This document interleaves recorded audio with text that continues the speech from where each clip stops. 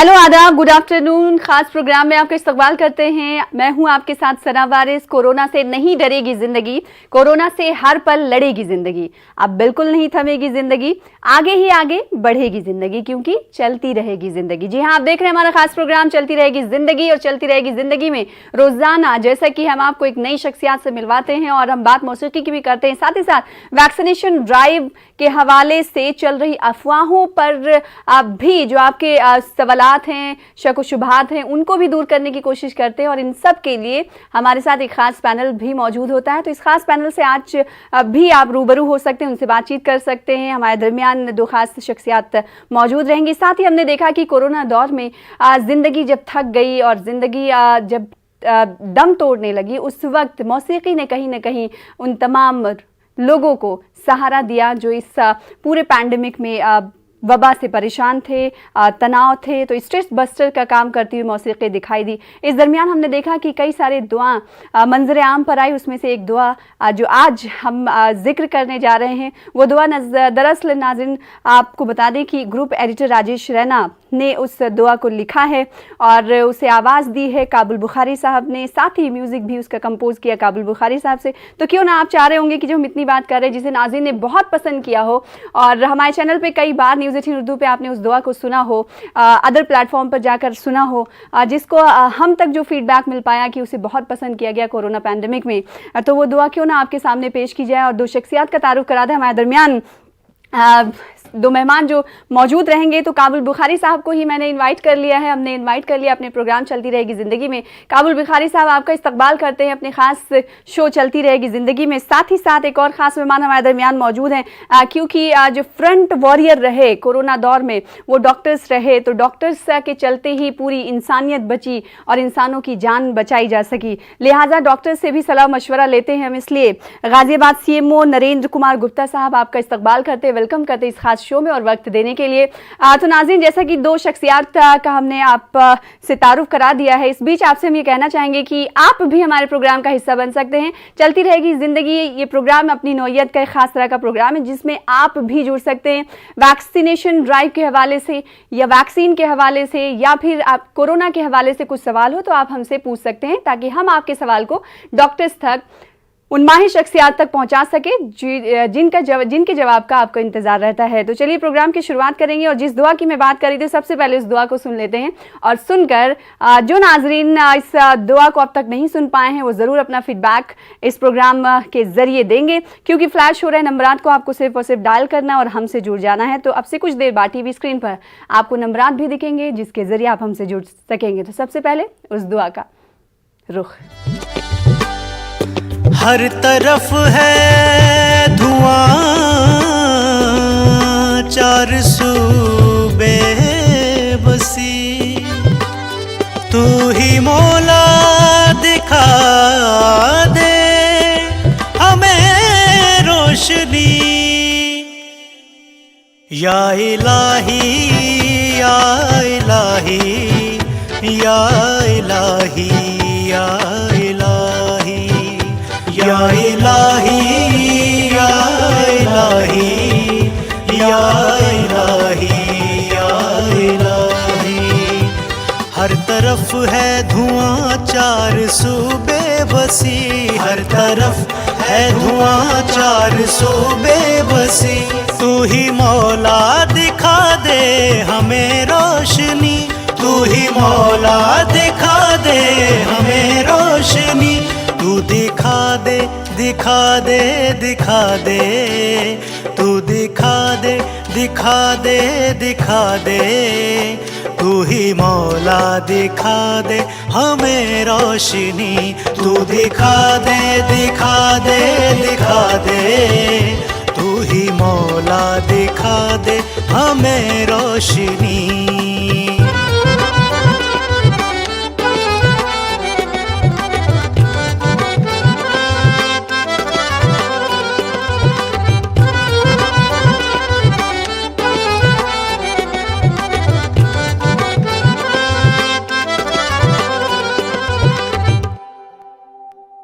फिर से वीरान गुलशन को आबाद कर, फिर से वीरान गुलशन को आबाद कर, बख्श दे सूखे फूलों को फिर ताजगी।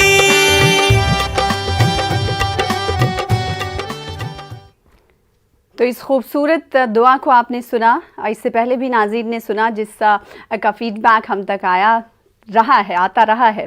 काबुल बुखारी साहब मौजूद हैं, उनका हम रुख करेंगे। उससे पहले एक और ख़ास मेहमान, जैसा कि जिक्र हमने आपको किया कि गाज़ियाबाद CMO हमारे दरमियान मौजूद हैं, नरेंद्र कुमार गुप्ता साहब। जैसा कि हम जानते हैं कि गाज़ियाबाद शहर डिस्ट्रिक्ट के हवाले से फर्स्ट वेव की अगर हम बात करें या सेकेंड वेव की बात करें तो कई तरह की खबरें ये आ रही थी कि वहाँ पर वैक्सीनेशन सेंटर बंद हो रहे हैं और बहुत ज़्यादा केसेस हैं, लोग लाइन लगा रहे हैं जहाँ पर वैक्सीन नहीं है, इसलिए वैक्सीनेशन सेंटर को बंद कर दिया गया। इस तरह की खबरें हम तक मिली, लेकिन उसके बाद हमने ये देखा गया कि कुछ महीनों के बाद हमने देखा कि बहुत अच्छे तरीके से इन तमाम चीज़ों पर काबू पाया गया और बहुत ही अच्छे तरीके से गाज़ियाबाद में कोरोना पर काबू पाया गया। ये कैसे मुमकिन हो पाया, सबसे पहले ये बताइएगा।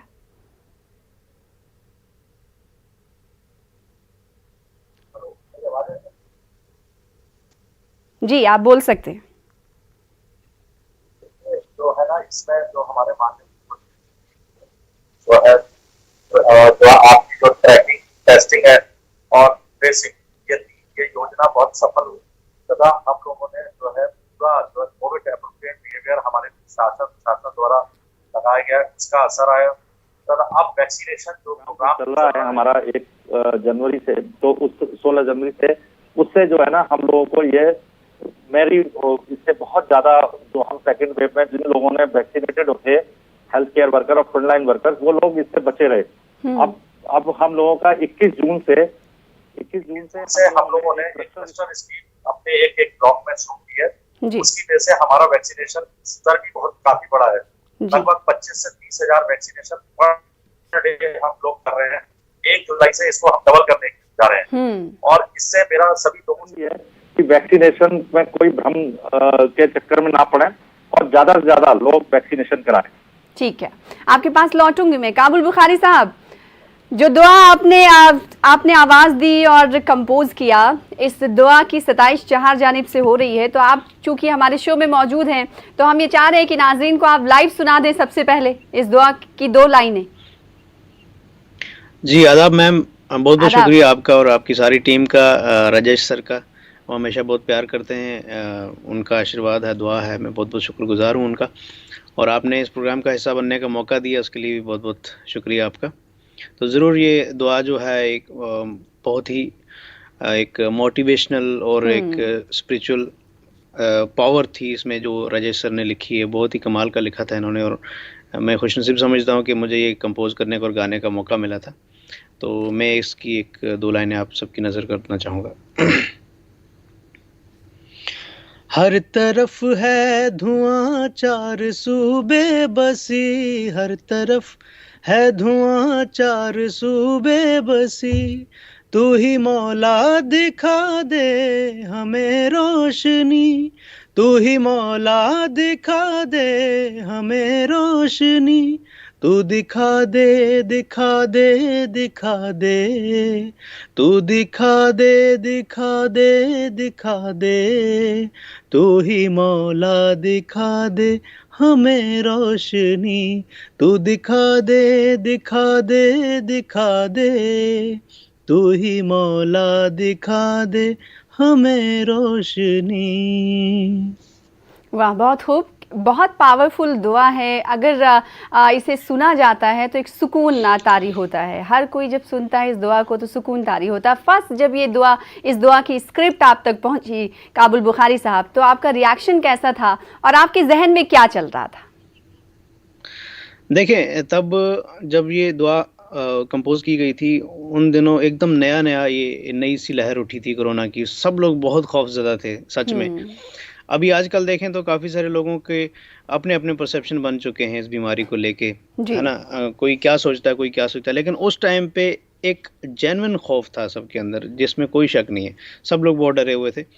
तो उस डर के मोमेंट में सभी लोग कोशिश कर रहे थे कि कुछ ना कुछ ऐसा किया जाए कि एक दूसरे का एक मॉरल सपोर्ट किया जाए, एक हौसला दिया जाए एक दूसरे को। तो उस मोमेंट में जब राजेश सर ने ये कलाम मेरे पास भेजा कंपोज करने के लिए, तो सच में मुझे वो देख के बड़ी खुशी हुई और मुझे ऐसा लगा कि शायद अगर देखें अभी जैसा कि इस सिचुएशन में सबसे बड़े जो सुपर हीरोज हैं वो तो डॉक्टर्स ही हैं जो सब बिल्कुल। ये संभाल रहे हैं सिचुएशन को।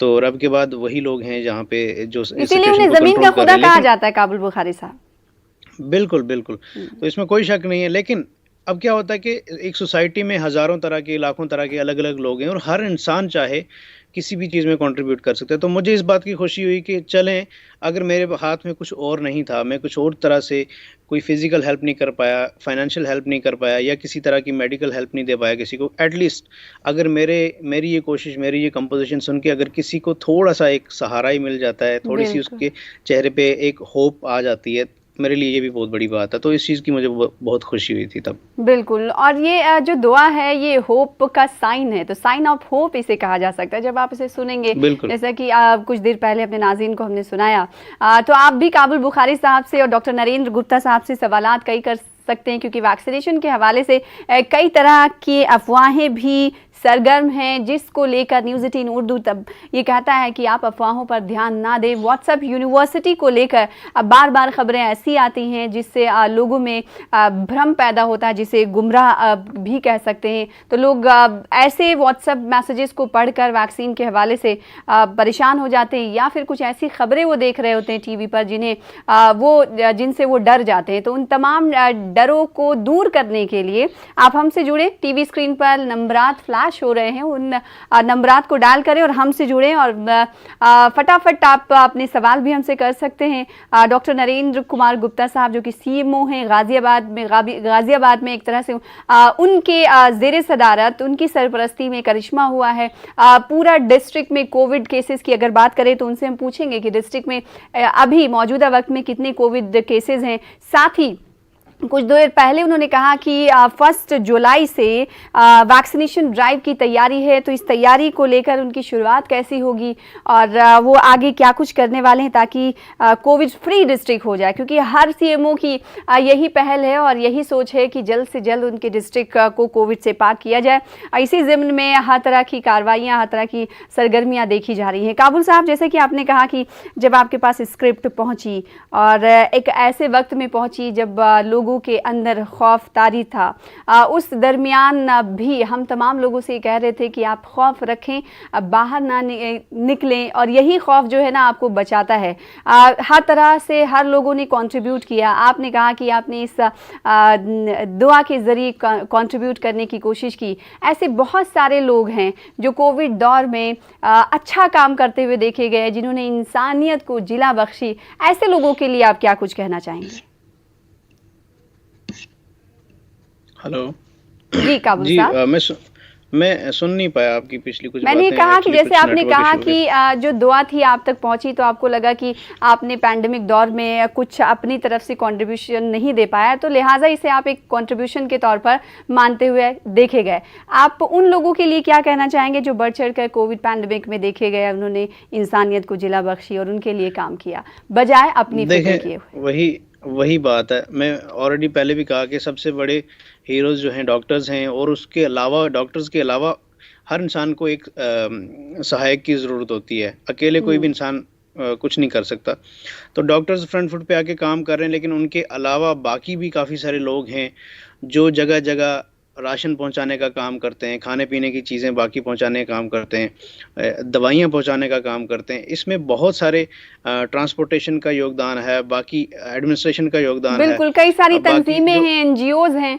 बिल्कुल एनजीओज हैं, और उनको चलाने वाले जितने भी लोग हैं, उनका जो एडमिनिस्ट्रेशन सेक्शन के लोग हो गए या फील्ड वर्क के लोग हो गए, ये सारे लोग ही मिल के इस सोसाइटी को अभी बचा रहे हैं इस चीज़ से। तो ये सारे ही हमारी नज़र में हीरो हैं और हमेशा सारी दुनिया इनको याद रखेगी इनके कंट्रीब्यूशन। बिल्कुल, और न्यूज़ 18 उर्दू तमाम वॉरियर्स को अक्सर सलाम पेश करता रहा है।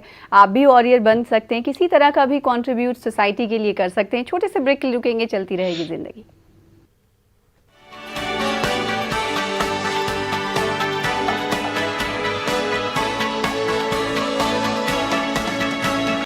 Welcome back. चलती रहेगी जिंदगी। आप देख रहे हैं हमारे साथ खास मेहमान काबुल बुखारी साहब मौजूद हैं और वैक्सीनेशन के हवाले से आप कई तरह के सवाल भी कर सकते हैं, कोरोना के हवाले से सवाल कर सकते हैं, जिसके जवाब एक्सपर्ट के जरिए हम आप तक पहुंचाते हैं। काबुल साहब, चूंकि कोरोना पैंडमिक में जहां इंसानियत को जिला बख्शी गई, जहां इंसानियत परेशान रही, उस दरमियान अगर आर्टिस्ट की बात करें तो आर्टिस्ट भी परेशान रहे क्योंकि वो मुंजमद होकर रह गया, रुक गया एकदम सा वक्त। तो ऐसे दौर में आपने क्या किया? देखें, आर्टिस्ट लोगों पे तो बहुत ज़्यादा इस चीज़ का हुआ, सभी पे हुआ। ऐसा हम ये दुहाई नहीं दे सकते कि आर्टिस्ट लोगों पे ज़्यादा इस चीज़ का असर हुआ।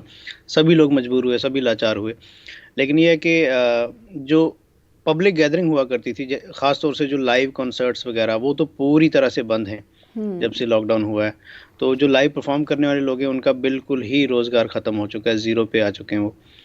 लेकिन अब ये है कि अल्हम्दुलिल्लाह ये मेरे पास एक छोटा सा ज़रिया ये था कि मैं इंडोर काम करता हूँ, कंपोज करता हूँ, रिकॉर्डिंग स्टूडियो में अंदर रह के काम करता हूँ, तो एक सेफ्टी भी रहती है और दूसरा ये है कि अपना एक जो है काम थोड़ा बहुत, उतना तो नहीं कर पाते लेकिन जी अल्हम्दुलिल्लाह थोड़ा बहुत जो है एक दिमाग कहीं ना कहीं तो बिजी रख सकते हैं, इतना है, शुक्र अल्लाह का। जी। तो ऐसे दौर में जब बिजी लोग रखता। घर में बैठ गए तो हमने देखा कि जो खुद से खुद को मिलने का भी वक्त मिला। ऐसे में आप के बिल्कुल। अंदर क्या वो नई चीज आपने पाई जो इससे पहले नहीं पाई थी? एक अपॉर्चुनिटी के तौर पर हाँ। लोगों ने भी इस दौर को देखा। जी जी, बिल्कुल बिल्कुल। काफ़ी सारी चीज़ें हम, क्या होता है कि हम इतना बिजी रहते हैं लाइफ में कि हम वही। बहुत सारी चीज़ें मिस कर जाते हैं अपनी। तो काफ़ी सारे लोगों ने बड़ा नई नई चीज़ों में इंटरेस्ट लिया, सीखी, नई नई स्किल्स सीखे। तो मैंने इसमें क्या किया था कि मैंने थोड़ा थोड़ा लिखने की कोशिश की थी अरे कि वाह। मैं कुछ शायरी कर पाऊँ। तो मुझे तो काफ़ी ये मज़ा मतलब आया था उस कोविड चीज़ के में, दौर काफ़ी। में ही आपने सोचा कि आपको लिखने पर भी तबाज़माई करनी चाहिए? बिल्कुल बिल्कुल बिल्कुल। तो ऐसा है कि मतलब एक शेर मुझे याद आया आपकी बात से, मैंने लिखा था कि एक मिनट मैं अपने फ़ोन में देख सकता हूँ। हाँ, सिंगर मैंने अब नोट किया। शायर बन रहे हैं। बिल्कुल। हाँ, बहुत मैं खूब। आपको बताता हूँ कि मैंने ये लिखा था, इसके लिए कोविड सिचुएशन पे मैं लिखा था। हम सुनना चाहेंगे कि एक सिंगर गाते गाते कैसे शायर बन गया या शायर बनने की कोशिश कर रहे हैं। मैंने काफ़ी सारी चीज़ें लिखने की कोशिश की है, हालांकि मैं राइटर्स के साथ अपने आप को कंपेयर बिल्कुल नहीं करता, ना ही कर सकता लेकिन हूँ। कोशिश की ना, और वही मैं कोई बहुत बड़ी प्रोफेशनल बात। राइटर नहीं हूँ, बस एक, हाँ, बस कोशिश बस। थी मेरी। तो ये मैंने एक कोविड के लिए ही लिखा था लास्ट ईयर, ये 12 जून को लिखा है मैंने, अच्छा, 2020 में। ये लिखा था मैंने, हर जगह जवाल है कहाँ जाएं हम, क्या बात है। हर जगह जवाल है कहाँ जाएं हम, सबका यही हाल है कहाँ जाएं हम, वाह। बांध के सामान हम चल तो पड़े हैं, बांध के सामान हम चल तो पड़े हैं, अब मन में ये सवाल है कहाँ जाएं हम। क्या बात है। तो ये मैंने लिखा था उन दिनों में जब काफ़ी सारे मजदूर लोग जो फंस चुके थे बड़े बड़े शहरों में, अपने गांव से आके मजदूरी ढूंढ रहे थे। आपने मतलब मेजरमेंट भी सही रखा है, रदीफ और काफिया का भी अच्छे से इस्तेमाल किया है। मतलब हम जैसे लोग तो रदीफ और काफिया के इर्द गिर्द भी नहीं घूम पाते हैं। जी, एक्चुअली इसका कारण ये है कि हम सिंगर हैं, जाहिर सी बात है, एक अच्छे शायरों की शायरी हमारे सामने आती रहती है, तो एक बिल्कुल। एक्सपीरियंस, उतना सा एक तजुर्बा आ जाता है। बाकी ऐसा कुछ टेक्निकली मैं ट्रेंड नहीं हूँ पोइट्री में, पोइट्री की भी एक अलग तालीम है। बिल्कुल। जी। लेकिन काबुल बुखारी साहब, अब हम तो आपकी आवाज़ सुन चुके हैं। ये आवाज़ हम तक लाने के पीछे तो जाहिर सी बात है सफ़र होगा। वो कैसा सफ़र रहा, कब आपके जहन में आया कि आपको इस फील्ड में जाना है, ये सब आप बताएंगे तो उन लोगों को जो इस फील्ड में जाना चाहते होंगे उन्हें थोड़ा इंस्पिरेशन मिलेगा। जी बिल्कुल। मेरे एक्चुअली बचपन में मुझे फैमिली से ही थोड़ा म्यूज़िक का माहौल मिल चुका था। मेरे जो बड़े भाई हैं, अच्छा। उन्होंने म्यूज़िक स्टार्ट किया था हमारी फैमिली में, वो पहले शख्स थे जिन्होंने म्यूज़िक में कदम रखा था। तो अब देखा जाए तो फैमिली से काफ़ी रिस्ट्रिक्शंस थी इन चीज़ों को लेके, उनको काफ़ी मुश्किलात का सामना करना पड़ा, जो कि मुझे नहीं करना पड़ा बाद में, क्योंकि उन्होंने एक रास्ता उन्होंने बना के क्लियर दिया कर दिया मुझे। रास्ता। बिल्कुल बिल्कुल। तो जब मेरी बारी आई तो तब तक काफ़ी चीज़ें अंडरस्टैंड कर चुके थे फैमिली वाले, तो इसलिए मुझे ज़्यादा कुछ वो नहीं हुआ। बाद में उन्होंने मुझे तालीम लेने के लिए, म्यूज़िक की बाकायदा तालीम लेने के लिए मुझे मुंबई भेजा। यहाँ पे आके मैंने मुंबई यूनिवर्सिटी से म्यूज़िक की तालीम ली। अभी मैं 2019 में मैंने अपना मास्टर्स कंप्लीट किया। वाह। अभी इंशाल्लाह मैं सोच रहा हूँ कि लॉकडाउन नॉर्मल हो जाए तो उसके बाद मैं शायद पीएचडी के लिए भी आगे बढ़ूंगा। तो अब कहना ये है कि मुझे जितने भी लोग हैं जो इस फील्ड में आना चाहते हैं, जैसे शहरों की बात करें, हम मुंबई जैसा शहर हो गया, या दिल्ली, पंजाब, बेंगलोर, कलकत्ता, इस जो डेवलप्ड सिटीज़ हैं इनमें जी। तो इतना कुछ सोचने की ज़रूरत नहीं पड़ती, हर चीज़ आपको मिल जाती है।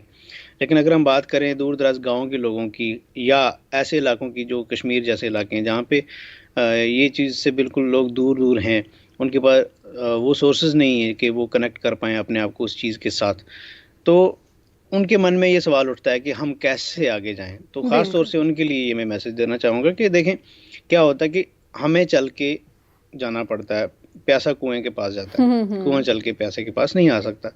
तो सबसे पहले अपने दिमाग से ये चीज़ हटा दें कि हमारे पास प्लेटफॉर्म नहीं है। सबसे पहले इंसान, सबके जहन में ये बिल्कुल, आता है कि जुनून और जज्बा हो तो हम वसाइल मिल जाते हैं। जी, जी।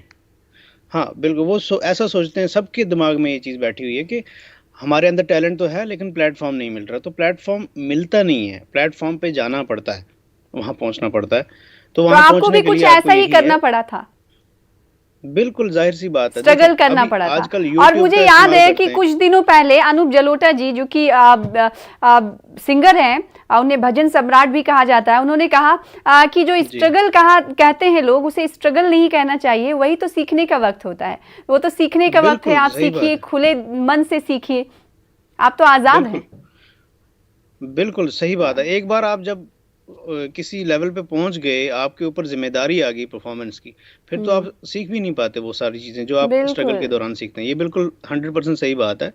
और हाँ, प्लेटफ़ॉर्म क्या होता है? मैं हमेशा कहीं पे भी मुझे बोलने का मौका मिलता है कि सब लोग बोलते हैं कि प्लेटफ़ॉर्म क्या है? प्लेटफ़ॉर्म का कांसेप्ट पहले क्लियर कर लें। हर वो जगह जहाँ पे आपको खड़ा होके आप गा रहे हैं, कोई भी अगर आपको एक इंसान भी सुन रहा है ना, वो प्लेटफ़ॉर्म है आपका। बिल्कुल। तो जब एक इंसान को आपने इम्प्रेस किया, 1 से 10 होने में टाइम नहीं लगेगा, फिर दूसरी बार आप 10 लोगों में गाएँगे, फिर 100 लोगों में गाएँगे, 1000 में गाएँगे, लाखों में गाएँगे। ऐसे करते-करते आपका सिलसिला आगे बढ़ जाएगा। तो प्लेटफ़ॉर्म के नाम पे आप किसी चीज़ को ना ढूँढें, किसी दफ़्तर को ना ढूँढें, किसी डिपार्टमेंट को ना ढूँढें कि कई लोगों के दिमाग में ऐसा ख़्याल बैठा हुआ है कि शायद म्यूज़िक में भी हमें कुछ डिग्री लेनी ज़रूरी है, या कहीं बिल्कुल। पे कुछ नहीं, बहुत सारे, आप तो क्राइटेरिया है, कोई आपने फॉर्म तो फिल कहा कि करने आपने पड़ते हैं। तालीम भी म्यूजिक की हासिल की, आपने एमए किया मुंबई से, फिर पीएचडी करने का भी इरादा रखते हैं। बहुत सारे ऐसे जी। हैं जो गाते हैं लेकिन उन्होंने किसी तरह की तालीम नहीं ली, उनकी आवाज देखिए, और ज़रूरी नहीं है। हाँ, ज़रूरी ऐसे नहीं है लोगों कि के आप लिए। डिग्री लें। मैंने डिग्री क्यों ली? डिग्री पढ़ाई आजकल एकेडमिक्स लोग इसलिए अपना स्ट्रॉन्ग रखते हैं कि एक अपना फ्यूचर स्ट्रॉन्ग करने के लिए, एक आम मिडिल क्लास फैमिली, जी हमारे जैसे लोग, जो लोग होते हैं जिनके पास बहुत ज़्यादा लाखों करोड़ों रुपए नहीं होते हैं जी कि जी वो बैठ के भी घर पे अपनी ज़िंदगी बसर कर सकें, हमें ठीक। काम करना पड़ेगा अपनी लाइफ को आगे चलाने के लिए। तो एक फ्यूचर सिक्योर बिल करने के लिए हम क्या करते हैं, अपने एकेडमिक्स स्ट्रॉन्ग रखते सर्टिफाइड हैं। होने के अब लिए मैं कि हम, हमारे पास ये बिल्कुल, डिग्रीज हैं। डॉक्टर नरेंद्र अब गुप्ता साहब हमारे दरमियान जी, मौजूद जी। हैं एक बार फिर से। डॉक्टर साहब, आपका काफी देर से इंतजार हो रहा था। आपने जैसा कि कहा कि 1 जुलाई से वैक्सीनेशन ड्राइव की शुरुआत आप करने वाले हैं, तो इसकी तैयारियां आप कैसी हैं, और गाजियाबाद को कैसे कंट्रोल किया जाएगा? पूरे अब तक जो कंट्रोल किया उसके हवाले से तो आपने बताया, अब जो वैक्सीनेशन ड्राइव चलने वाली है उसको लेकर क्या कुछ जानकारी देंगे?